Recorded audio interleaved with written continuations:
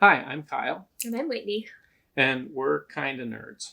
We're Kind of. kind of, we're very nerds. We're Bible nerds, which then necessarily means we kind of turn into history nerds and language nerds and culture nerds, and it just makes you nerd out about everything because the Bible touches every part of life.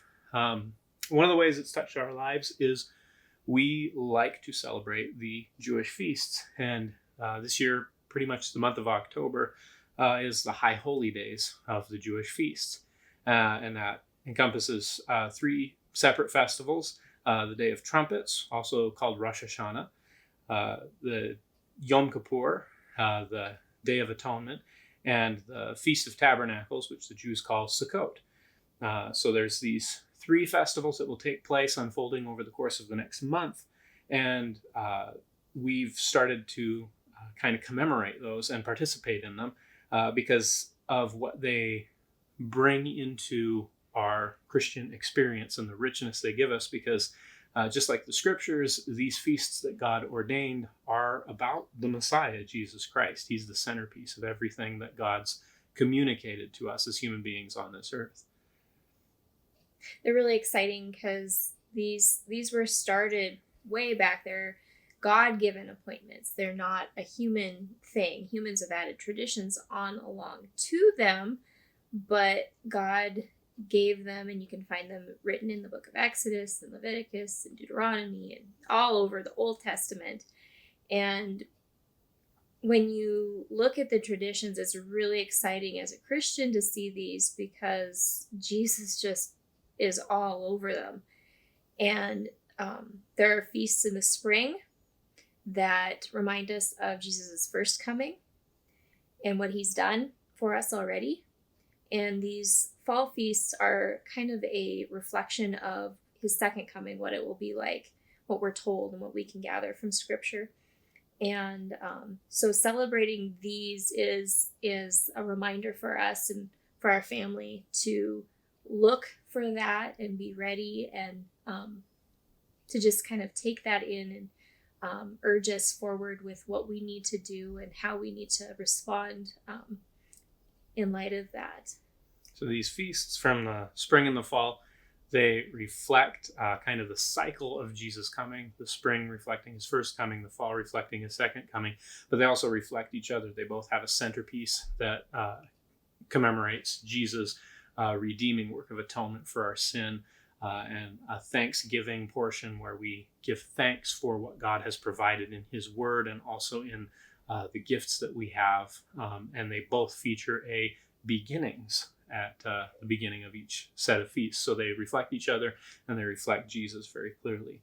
And when we consider that the fall feasts reflect especially Jesus' second coming, that made us look to the book of Revelation. And what we noticed was there are 22 days of these high holy days from the beginning of Day of Trumpets until the end of Sukkot. And there are 22 chapters in Revelation. We thought that lined up really nicely. And since Revelation also has a lot to talk about Jesus' second coming, let's read a chapter of Revelation for every day of the high holy days. Now, that's not all that the feasts are about, and that's also not all Revelation is about. I would contend that the overarching theme of the book of Revelation is what's called the perseverance of the saints, the fact that we need to be faithful and holy regardless of what comes our way, whether that's trials or tribulations or periods of quiet and peace. The perseverance of the saints is the overarching theme of Revelation, but it does talk about a lot of other things pertaining to the end and also even Jesus' first coming, but we'll get into that. And so as we celebrate these feasts, we wound up with just kind of some mementos and items that we use to participate in the feasts. For example, I own a talit. I own 2 shofars now, and counting because each of our kids want a shofar. And so I've been asked the question, well, are you Jewish? And the answer is no. We are Not a bit. We are very Gentile. And I think that's important to communicate, that as Christians, we are Gentile Christians. We are not sons of the law. We are sons of Christ. We are children of the Spirit, not children of the book. But we do love to come and celebrate these feasts, and we celebrate them in a kind of a spirit that's reflected in two witnesses that you'll find in the land of Gilead through scriptures. And we run into the first one in Genesis 31, where Jacob is fleeing his father-in-law Laban. And it says that Jacob became aware that Laban hasn't been very pleased with him lately, and God tells him, hey, go back to the land of your father. So he packs up and leaves, but he does it in secret. And when Laban finds out 3 days later that he just took his daughters and his grandchildren from him, he's a little upset. So he chases him down and catches up with Jacob in the land of Gilead.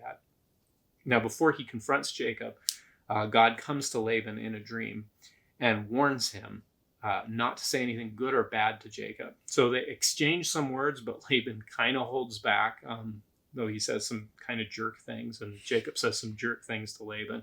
But ultimately, they wind up having this kind of reconciliation where they don't part ways too angry. Laban gets to kiss his daughters and grandchildren goodbye, and they set up a stack of stones that they call Galeed, which is a heap of witnesses.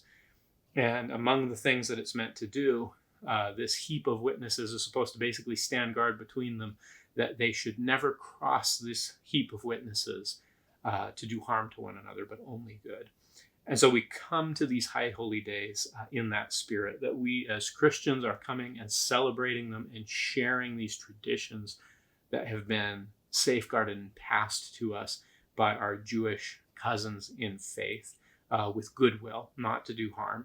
And we ask that they return the favor and show us goodwill as we come to honor traditions that, like I said, in many ways, they've been key in safeguarding and keeping for us these last 2,000 years. And then the next witness that we run into in Joshua 22, where the people of Israel have taken the promised land and they're moving in.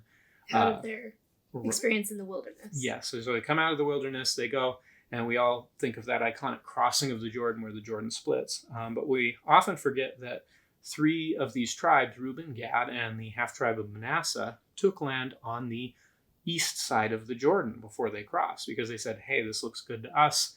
We'll come help drive out the Canaanites, but we're going to settle here. So they do that, and then they build an altar. Mm-hmm. And the other 10 tribes get worried, and they should, because everywhere that people have fallen away from God up to this point, it hasn't gone well for the people of Israel. So they send 10 elders and say, hey, don't turn away from God. He'll strike us with plagues. If this land's no good, you can come live with us. Just don't do this thing where you'll be against God. And these tribes of Reuben, Gad, and Manasseh, they say, this isn't an altar to do offerings on. This isn't an altar to offer gifts to God or sacrifices. This altar is a witness. They name it Aid, which is witness, like in Galeed from the heap of stones earlier. Gilead is where that Aid is coming from.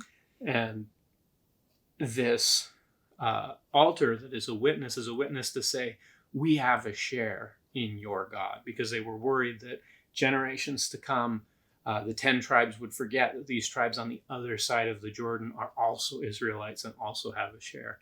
And so in the same way, we as Gentiles come going, in Messiah, we have a share in the God of Abraham, Isaac, and Jacob. That Jesus was a Jewish man from Israel who did nothing his entire life but point to the God of Abraham, Isaac, and Jacob. And in his death, burial, and resurrection, he opened the way for Gentiles like us to come freely to worship this God. And this is so much what Sukkot is going to be about. So when you see that, it's exciting. And so it's this spirit of witnesses that we don't come to do harm, and we ask that no harm be done to us, and witnesses that we have a share in the God of Abraham, Isaac, and Jacob. And there is a little bit that we do hope to provoke some jealousy, because the Jews should be at least searching for the Messiah. And we are excited because we see him in these feasts, and we just want to proclaim that he has come in the person of Jesus Christ, the Jew in the first century Jerusalem and all of Israel. And he is the Messiah, the one that they've pierced. And we long to see a a fulfillment of the entire faith of the Jewish people. Right. So this jealousy isn't a jealousy of us as Christians or Gentiles. It's a jealousy for the relationship that we have with the Messiah, Jesus. So it's a longing, a hunger for him, not for us. So we're a couple of weird goyim who celebrate these appointed feasts. And how do we get into that? It started with Passover. But as we looked and learned and studied and nerded out, we came to see that these 7 feasts of the year, God commanded and set apart as appointed times to come and meet him. So as Christians, we view these are dates that our daddy set. They're our dates with Abba. And we don't want to miss those. We want to make sure that we set aside the time to come and meet him at these appointed feasts, not because on the Day of Atonement we will make atonement, but on the Day of Atonement we can commemorate the atonement that has been made for us. And so it's in that spirit and with that mindset that we come and approach these. And as we've done that, we've found a deep richness that really contributes to our faith and adds understanding to all scripture, so much scripture, all throughout the Bible. It's not just Revelation. It's not just everything from Genesis to Revelation. It adds a richness and a depth, and we're really excited to share that and read through Revelation and kind of talk about what we see and the imagery that we find in these fall feasts that we'll see echoed in the book of Revelation. So it'll be exciting and fun. So thanks for joining us for this introduction, and we look forward to talking to you about Yom Teruah, the Day of Trumpets. And reading the first chapter of Revelation.